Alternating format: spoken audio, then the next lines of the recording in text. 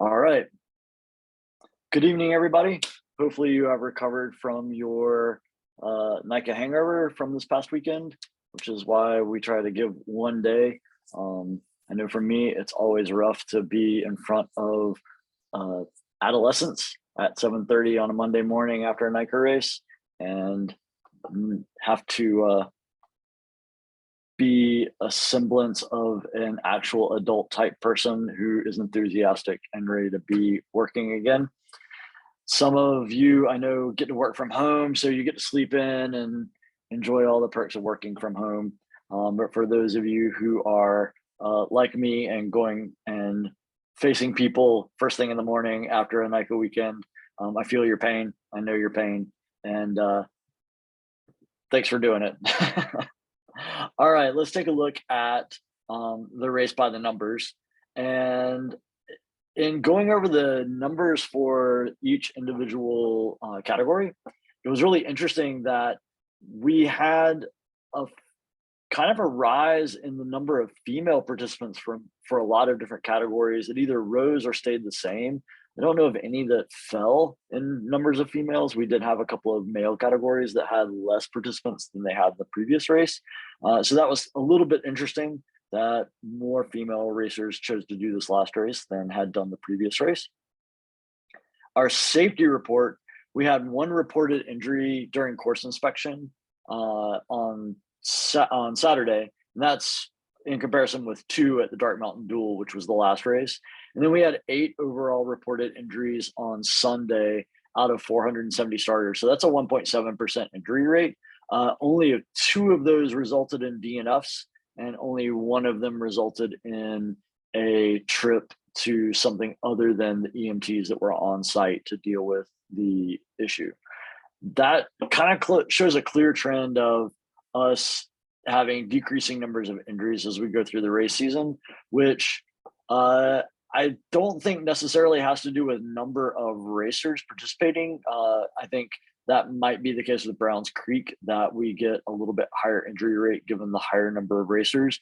But when we look at the other races, the numbers are fairly comparable, and we see a steady decline in the numbers. So I think part of that may be just overall, as the season goes on, student athletes getting more comfortable with racing and maybe getting a little bit more savvy, especially with starts.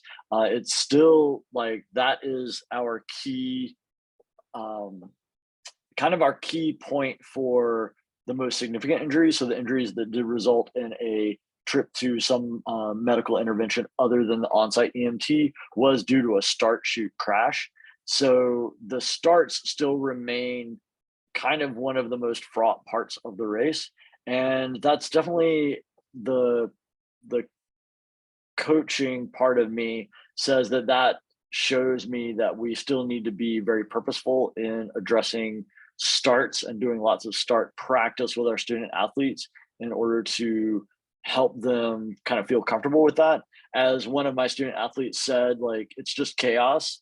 And no matter how good everyone gets at starts, no matter how they up their level of racing, whether it be varsity in NICA or Cat 1 in USA Cycling or even pro, the start still remain kind of the most dangerous part of a race because it's the most racers together on a mountain bike course at once, trying to go as fast as possible to get into the woods first.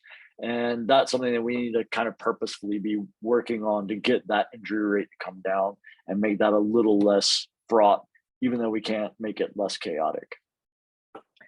As far as some of the points that I wanted to talk about this evening that I wanted everyone's feedback on, the first is the idea that we tried this weekend with course differentiation for the multi-lap, single lap races. And I had lots of coaches that were coming to me and giving me positive feedback about this, but I want to hear everyone's feedback. And I see Jeff LeBlanc has raised his hand. So Jeff. All right, Sean, well, then I'll be the first one to give you a little bit of negative feedback on that. Okay. 2 reasons on that. I'm sure I'm not the only team, that many other teams have students that start in the league in high school, which means they're multi-lap racers right from the get-go.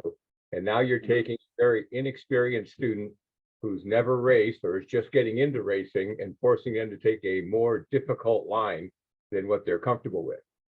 The other reason being is now you've got a very experienced student coming up behind that less experienced student who's now being forced to take a more difficult line rather than opting to a slower, longer outside line, which Mayodan has, because if you take the less difficult line, it is a slower line. You have to slow down and you're going a wider around. So now the more experienced student who can fly through those rock gardens is now forced to be very cautious coming up behind a less experienced rider and either stopping completely or slowing down because he's unsure of what this less experienced rider is doing, tiptoeing through the rocks while he's flying through them. I've always taught my students that when you come up on an obstacle and you're directly behind a student and there's an alternate line, take the alternate line if the other student is in the primary line, because if that student makes a mistake, you're going by him. If he doesn't make a mistake, no harm, no foul, you just pick up right behind him where you were. But by having the option of an alternate line, you reduce the fact that you're going to run into or be forced to slam on the brakes because the student in front of you made a mistake on a more difficult line. So when you have multiple lines like Mayodan offers up, I've always liked the fact that you've left all those options open, that the experienced student can take the difficult, faster line, and the less experienced student can take the slower, outside, less technical line that they're comfortable with. That's it. Okay, I'm looking at some of the chat questions, chat input that's coming in as well. So in thinking about this and observing, so I went to the second rock garden during the single lap races to kind of watch there. And I also was there during course inspection for the grit racers to watch kind of how they handled it as well. And one of the things for the second rock garden that we did the swing gate on, the one kind of thing with the multiple lines, so that has 3 lines. The outside right hand line is the slow line. The middle line is actually the fastest line. And then the left hand rock line, that was what we taped off for the multi-lap racers, is faster than the right hand line, but slower than the middle line.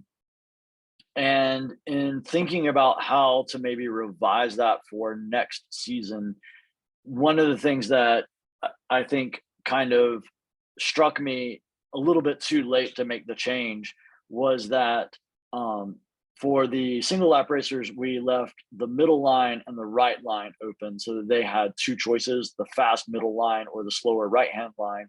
And what we could have done and what we can look at doing the next time we're at Mayodan would be for the multi-lap racers to actually close off the middle line so that we were giving either the rock line on the left or the slow outside line on the right, so that there was still that choice, but we were taking away the faster, easier line that was in the middle. So a lot of that was born from this idea of a lot of the feedback we get from student athletes is that the courses are too easy, that they're much more challenging in the races that they're doing for USA cycling style events.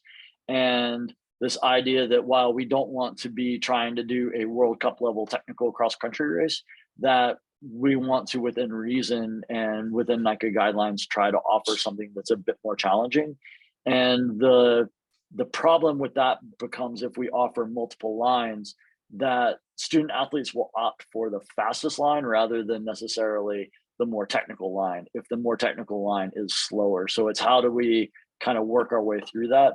And we felt with this being the season showdown, kind of the state championships, that this upping of that difficulty level a little bit was sort of within reason. We talked a lot about all of this out on the course as we were looking at what we were doing and what I was suggesting. I was the one that was making those 2 particular suggestions on things. So the technical what's line, I agree with that aspect, that the technical line should be the fastest line. That if there's going to be Yes. an easier line, it must be a go around type slower line. So looking at it from that aspect, if I didn't think the center line was faster, but okay, if some people did. But I agree that in that case, especially in that particular rock garden, that the far right line should have been left open for those less experienced first-time students who are high schoolers, and give them the option to go around the rocks completely, but take a slower line. Correct. The faster line. And I think, should be yeah, faster. I think that's the lesson learned for us on that, is like trying to make those decisions like that. Sydney, you had your hand up. Hey, yeah, just to kind of agreeing with a lot of what Jeff just said. The other rock garden that you mentioned that had 3 lines, we were coaching our students to session all 3, so they were comfortable with a line of those, so that if they got caught in traffic, they would have options. They would be able. Did you have anyone at the coaches course preview? On the pre-ride, Yeah. So at that meeting, we said that they would be, the right 2 lines would be for the single lap racers, and the left line would be for the multi lap racers. They would be taped off Right. for the races. So that's, when we weren't. Okay. Go ahead. I was not on the coaches inspection, but my understanding was that was still under debate at that point. Yeah, when we rode with Aaron, and when we got the big rock garden that had the bypass was like way down on the right, back up the hill again. At that point, it was in our group, it was still unclear whether all 3 lines were going to be open, or if some were going to be closed for single lap or multi lap or whatever. But when we did the previous one, the early one, it was like, oh yeah, multi lap are going left, single lap are going right. But at the 3 line, when it wasn't clear in our group all 3 were going to be open. So we told when we went through with the students, we said, yeah, no, ride all 3, because we don't know which ones are going to be open. Or if you do get here and all 3 are open, you got the choice. So Okay, I'm sorry you were given that impression. Okay. it's okay. It was one of those things that sometimes the decisions are still kind of up in the air, but it's just I think Jim's got a good point, or was it Jeff? Yeah, Jeff just got a good point there about some of that stuff. So the other thing I want. Yeah, go ahead. I just had sorry. The other thing that I wanted to kind of mention in relation to that is, if we are coaching these student athletes in how to pass and how to find the opportunities to pass, I think limiting, when those opportunities are presented to them on a course where you have a rock section with multiple lines, coaching them how to kind of make those decisions quickly. Like I said, to session all 3 lines so they know what their choices are, and if they're in traffic, they can make that split-second decision to take a different line to maybe have an opportunity to pass.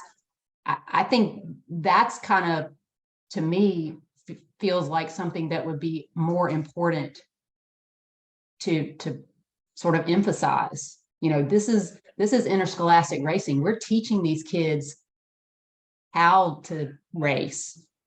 So I kind of feel like that's kind of more critical at this level. Whereas if they go off and do USA cycling and it's more difficult, well then, hopefully we've given them the skills to excel there as well. You know what I mean? Unfortunately, that's not so. I've talked with coaches on other programs that specifically mentioned the race at Arkansas that a lot of NICA student athletes did from around the country. That was a UCI level event, and he had said he coaches a private development team, not a NICA team. He said that at the coaches meeting, the coaches that were saying the course was inappropriate were all, their background was NICA, and that the other coaches were trying to explain, like, this is the technicality of a national level cross country course. These are the things that are expected for student athletes to have.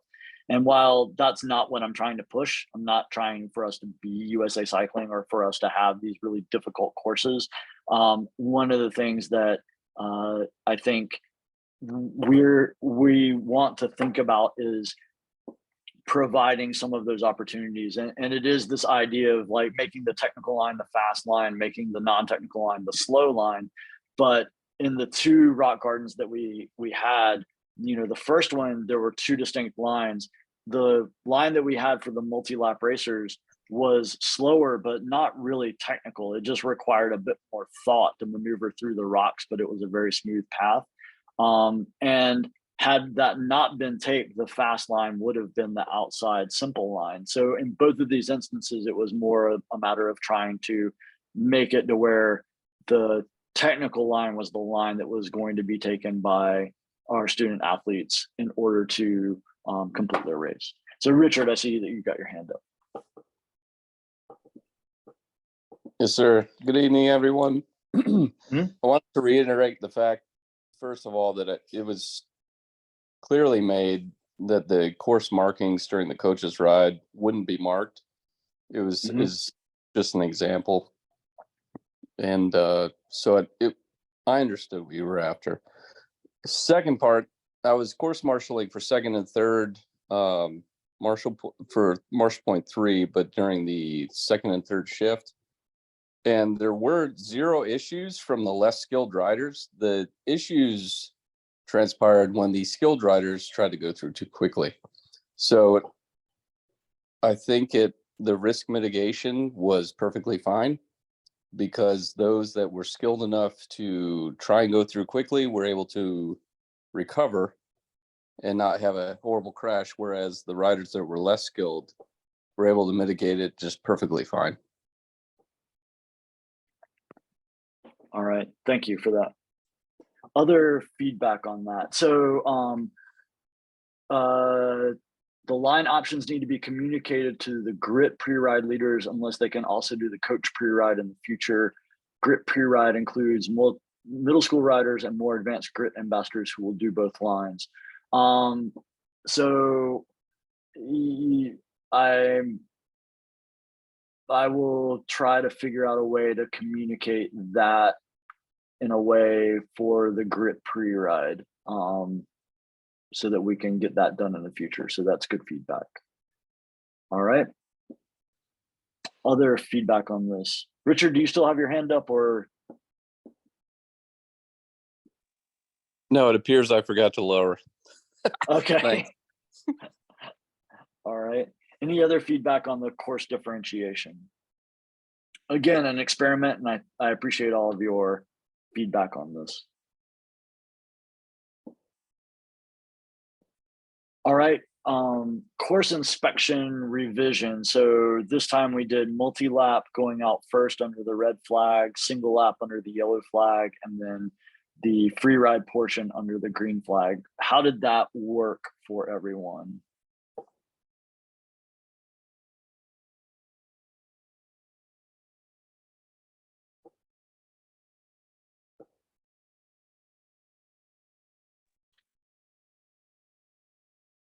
Hey, Sean, Austin Walker here, Asheville Yes.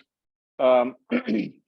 I liked it better. I think our riders liked it better when they could do the multi-lap riders could do the yellow and then roll right into the green and do a lap during the green.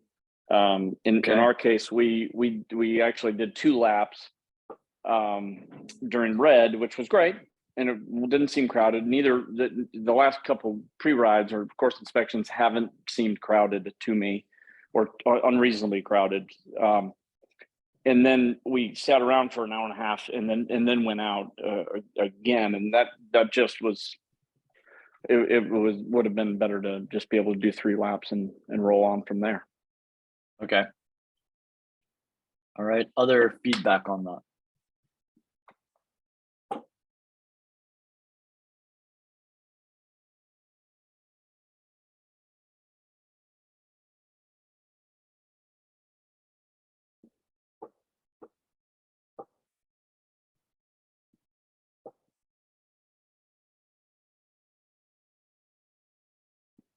All right. How about the compressed schedule for the races?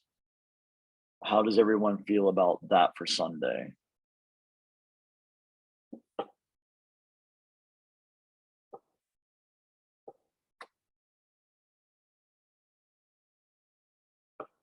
The order was better, or I'm sorry, Sydney, are you saying the order of the course preview was better, or the order of the races under the compressed schedule was better? I meant the order of the preview, but my impression is the order of the races was better too. And it seemed like traffic was less of an issue than at the previous race. So I appreciate the extra time between, especially some of the middle school fields. Okay. All right. Any other comments about the compressed schedule? Jeff? Yeah, Sean, I love the compressed schedule. I think it works great later on in the season. I don't think you can run a compressed schedule at like race number 1 when you're still trying to figure out, you know, the timing between the waves because of faster riders being in different groups, that sort of thing. So I'm not sure how great a compressed schedule would work at, say, race number 1. But as the races went on and we were able to differentiate and put faster students in those earlier fields, it was great getting out of there at an earlier time. So I think that's something you ought to look at is by the time we get to race number, maybe race 2, certainly by race 3, we've got the students figured out enough that you can squish them waves tighter together and keep a compressed schedule going later on in the season. Worked out great. Okay. All right.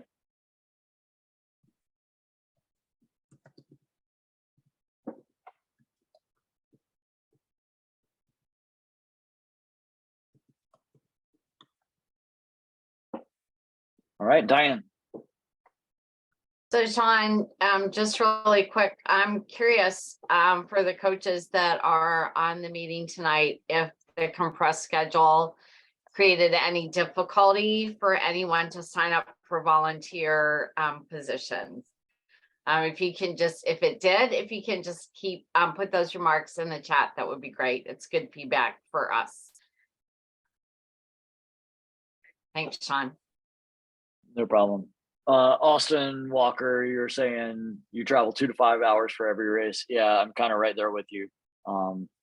You're a little further away than I am, but definitely it helps with the big travel for sure. All right. So now I want to kind of, there's no more kind of on those points. I want to open it up for everyone. If there's any thing that we haven't discussed that you have some feedback on, or things that you think are areas for improvement for us, now is a great time for you to share those.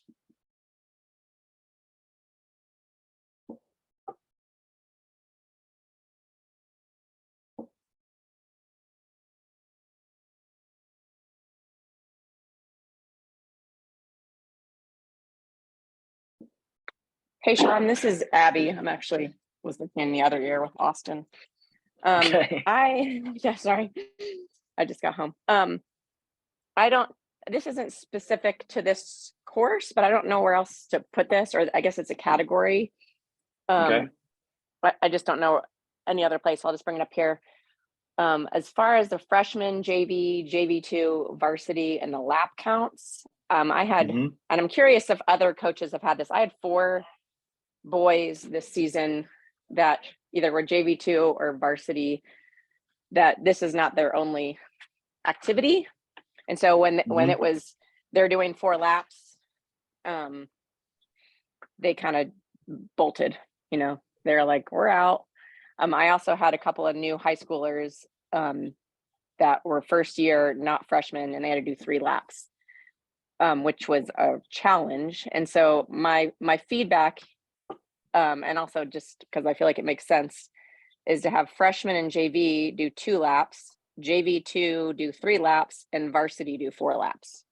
And then varsity, you know, like then you just have varsity doing 4 laps, because it's a lot if you're not, you know, we practice once or twice a week, and the varsity 4 laps can be pretty daunting. And I just feel like it's hard to keep high school kids engaged. And especially the beginner high school kids that aren't freshmen, like going in at 3 laps is can be, it can be it's a big jump.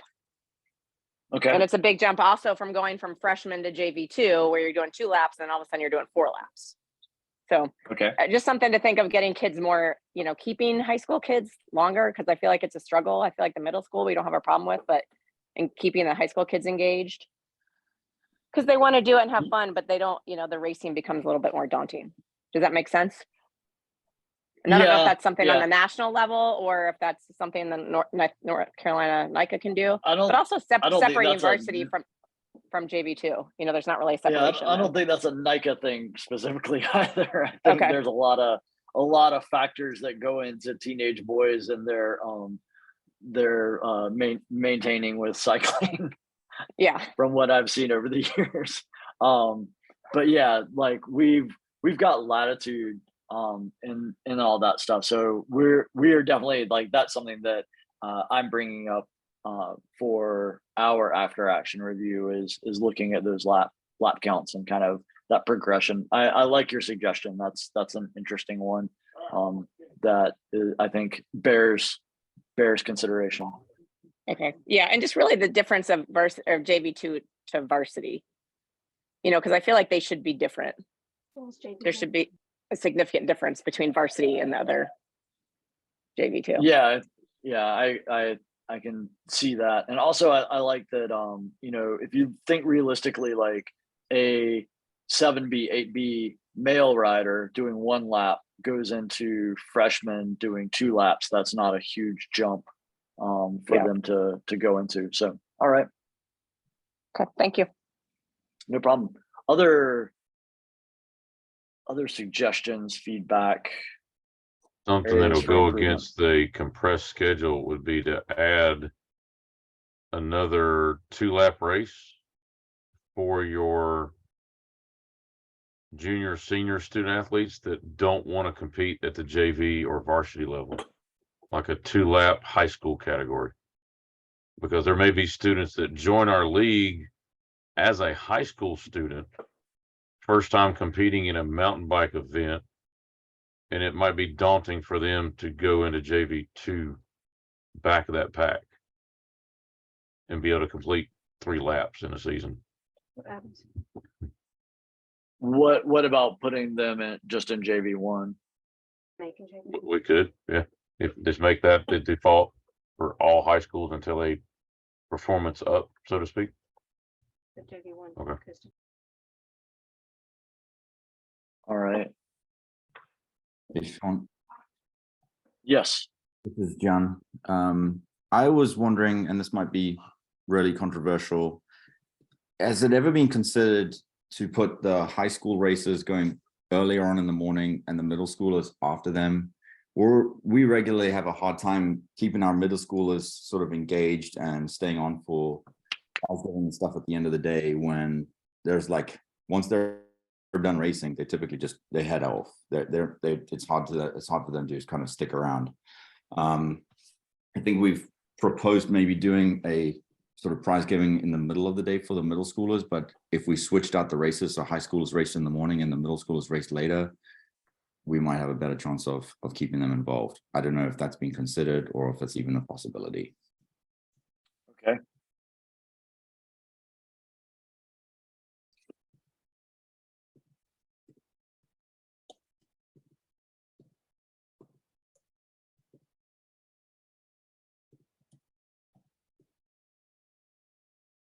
All right.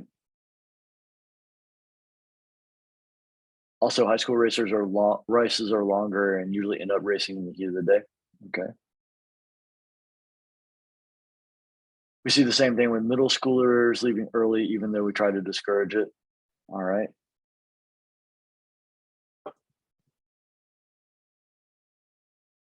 Okay. Other feedback or areas for improvement?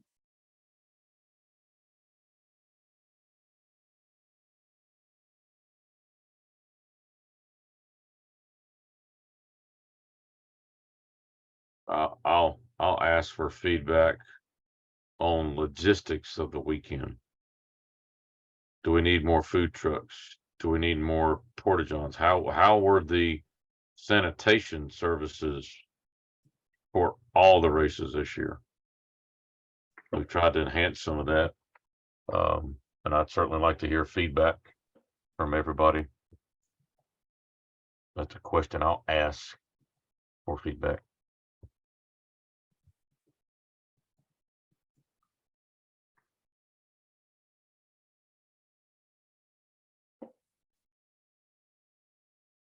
And just to break the ice, that's no longer called Porta Johns. They have to be called gyms, because that keeps with my mantra of getting up every morning and going to the gym. Porta potties. I'm not buying into whatever weirdness you're into. They're called gyms. That way I can get up and go to the gym in the morning. Definitely better. The potties weren't scary.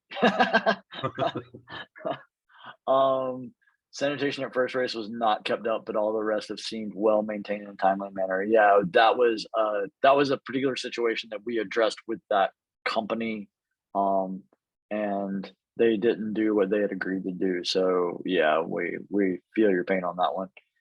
We've tasked our middle schoolers with being race buddies for our high school students. It's really great for team building, and it's been an asset for Onslow County Composite.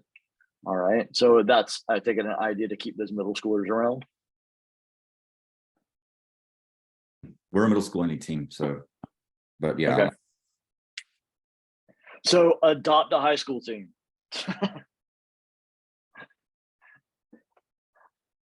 Let's see.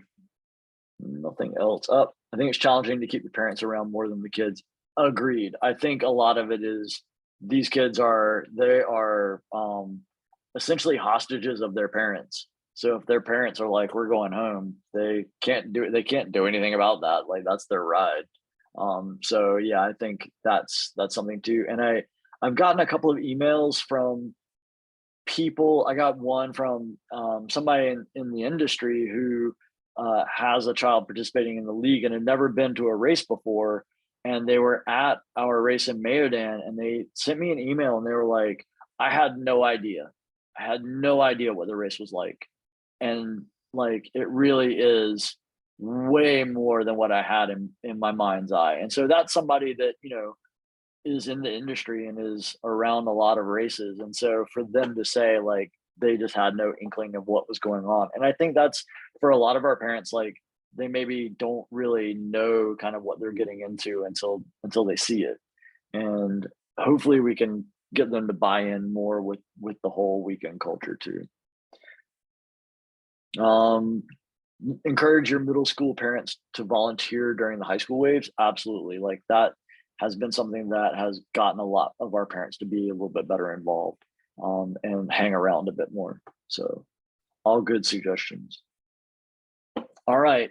So Ben really was fishing for any suggestions on food trucks. So he couched it also with the porta potties, but food trucks was really what he was wanting to know. That's the subject most near and dear to his heart. And I see that my doppelganger has their hand up. Yeah, Brian Russell, maybe the first time you call me doppelganger. To Ben's point, I'd like some feedback from the group here in terms of keeping student athletes, maybe even parents engaged. I'm dialing in from Cherokee, North Carolina. I'm going to the Recreational Trails Workshop tomorrow with Bob Burns, who's a Trek Vice President and on the NICA Advisory Board. And we invited Trek in several times this season to set up the hospitality zone, which was crushed by a ton of middle schoolers after their race on Sunday. So if you would like that to be maintained, I'd love to hear that, because I can tell the Vice President of Trek that directly to keep up that type of support. If I remember the stats from Shell she sent me about half an hour ago, I think we had 278 student athletes and coaches registered for the scavenger hunt on Saturday. So we're trying to expand some things in this league for your athletes to do when they're not on course inspection or they're not racing. Some feedback on that. It doesn't have to be this session, but in the end of season survey, or just email me directly and tell me what you need to keep your student athletes engaged. That's what I'd love to hear from folks. So thanks, Sean, for letting me be your doppelganger for a minute. No problem.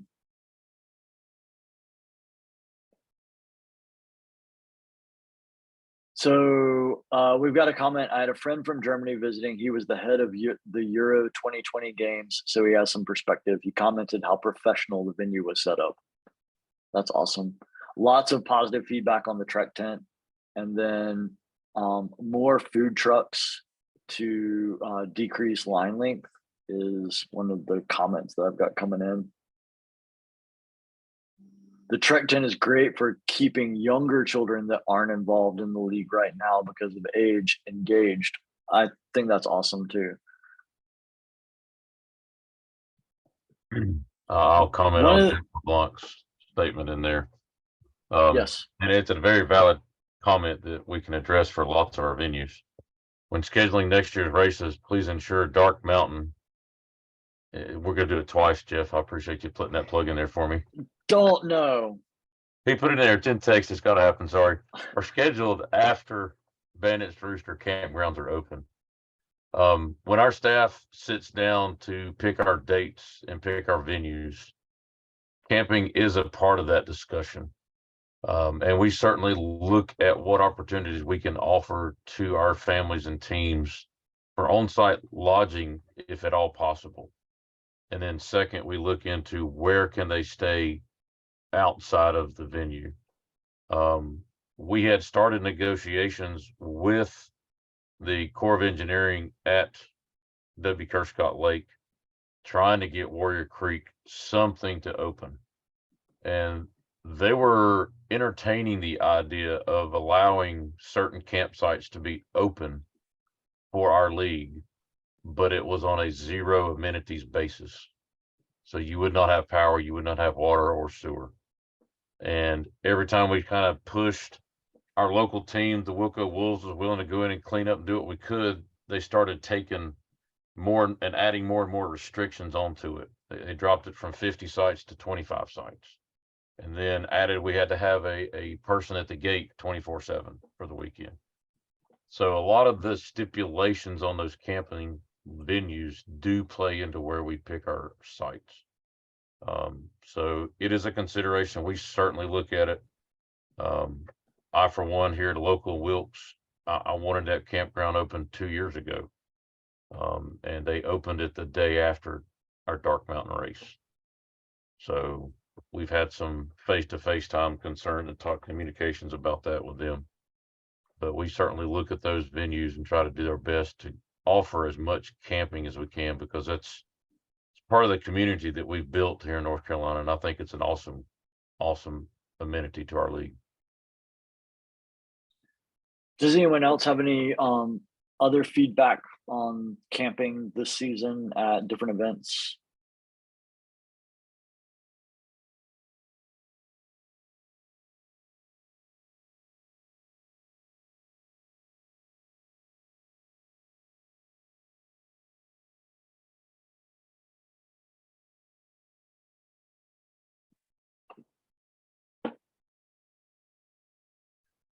All right, other feedback on this race in particular or the season in general? Jeff LeBlanc, hand up.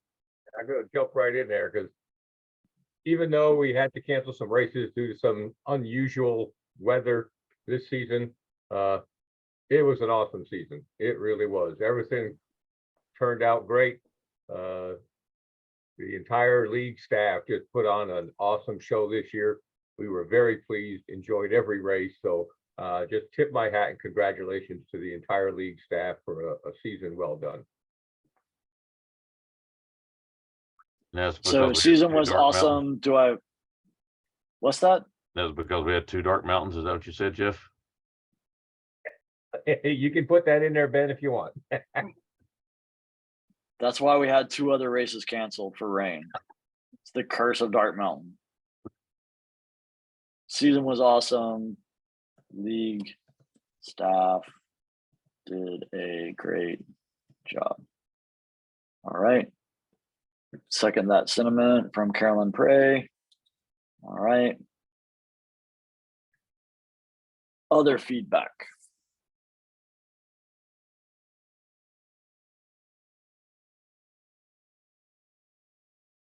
Sean, I would just like to say a huge thank you to all the home teams, which every team was a home team at some point. Thank you for stepping up. Thank you for coaches and your parents when the word went out during the coaches meetings, either Saturday or Sunday morning, and you knew that we still had openings for volunteers and positions that we needed to fill. Y'all did an amazing job. So from the staff person to coaches, team directors, and parents, thank you, thank you, thank you, because we absolutely cannot do what we do without your help. And I just wanted to make sure that I had the opportunity to say that. So thank you, Sean. No problem. Thank you. Thanks for all that you did to wrangle people into giving their time to help make the machine happen.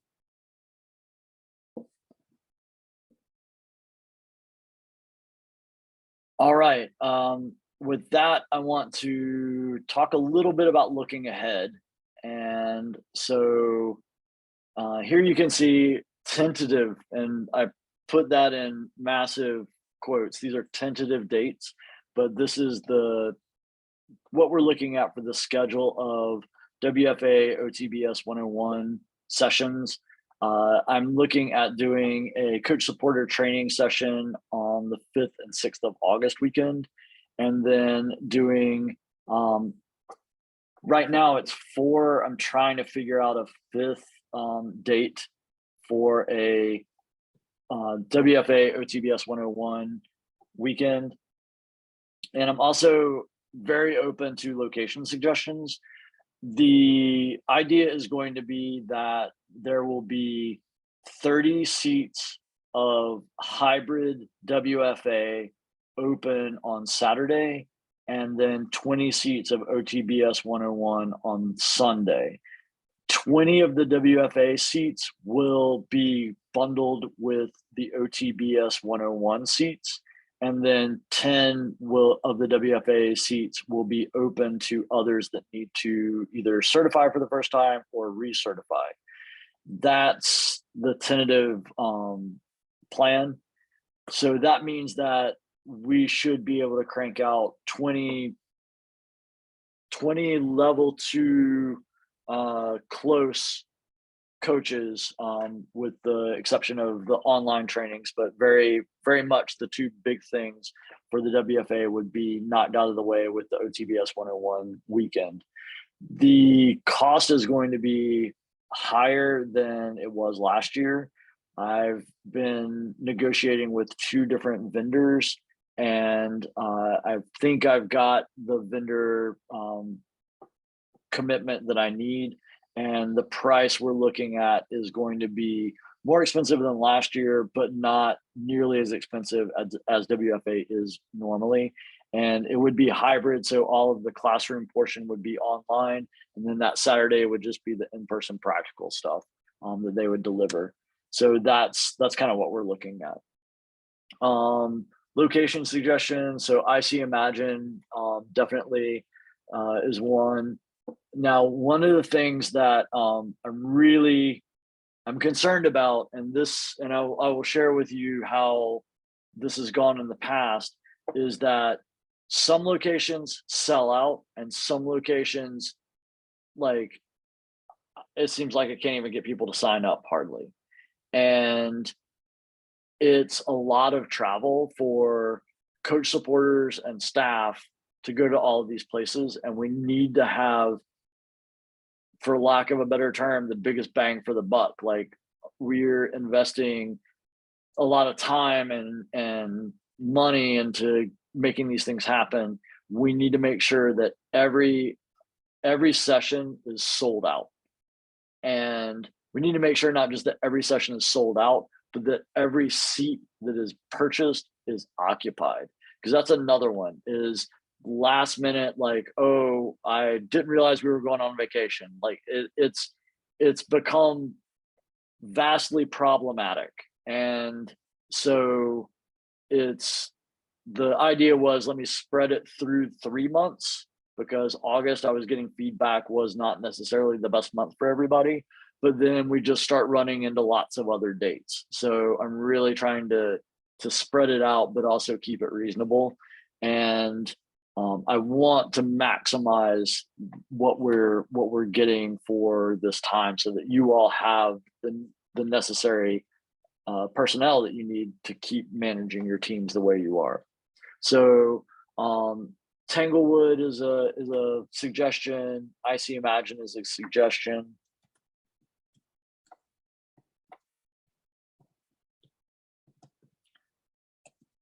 All right.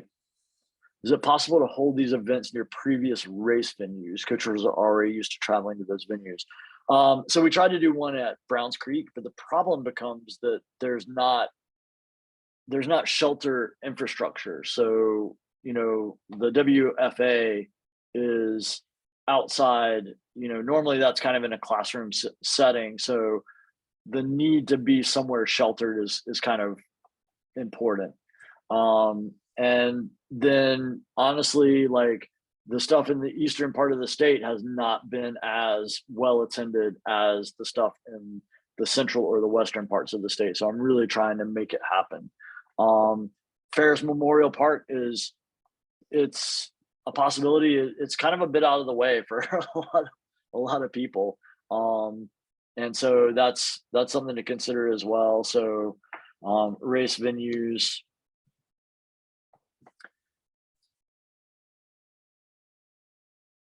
How about other places that we don't necessarily have the ability to have a race, but that might make a good training venue?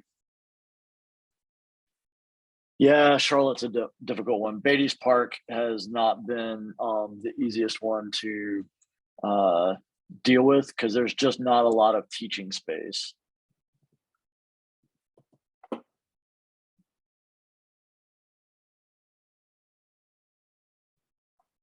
Can I put out geolocations as far as east, west, central? I will try. That's going to be something that we start meeting about here very shortly, because I want to get this stuff kind of nailed down and tight. And it's also going to kind of hinge on the travel requirements for our WFA provider as well. So I've still got to talk with them as well. Yeah, Bent Creek Community Park, we've been there as well. That can be a little tricky for the teaching part of things, the 101 part of things. So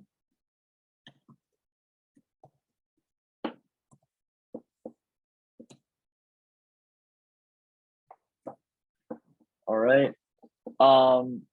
So yeah, if you think of anything else, like definitely email me.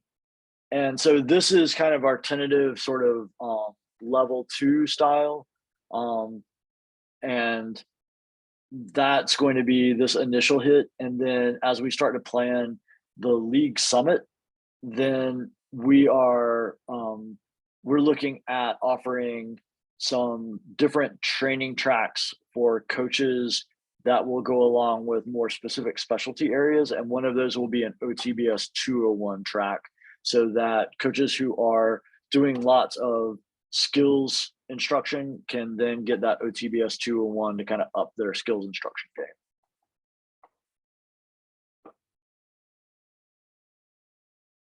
All right.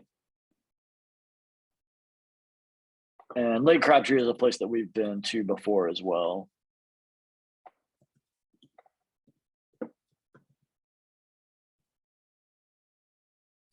The preference really is on places that aren't going to charge us any or a lot of money for using the space. That's kind of a consideration as well.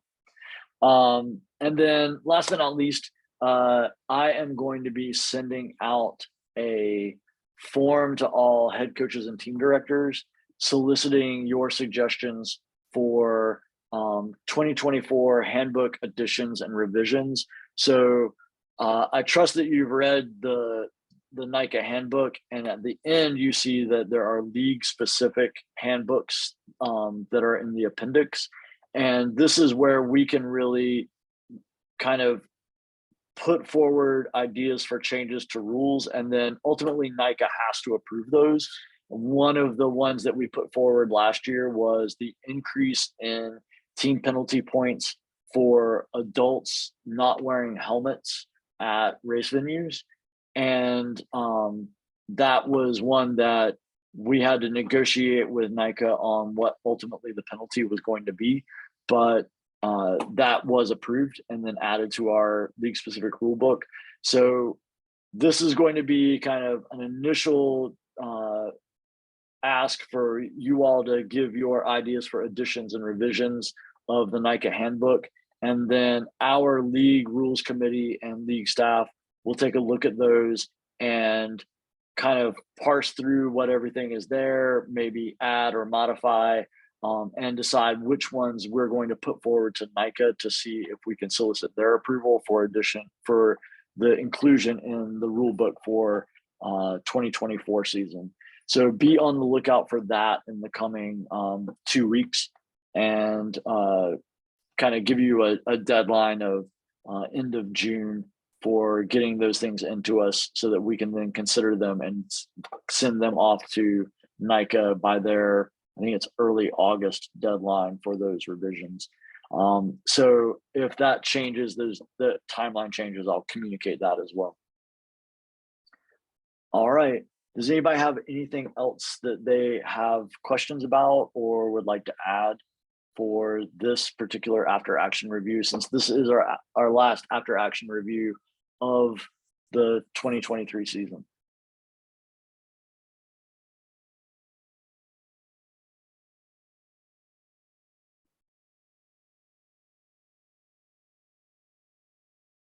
All right. Well, with that, thank you very much. I appreciate everything that all of you have done this season. And thank you so much for being a part of everything that we do. You make all of this possible, and we wouldn't be able to do it without any of you. Thank you.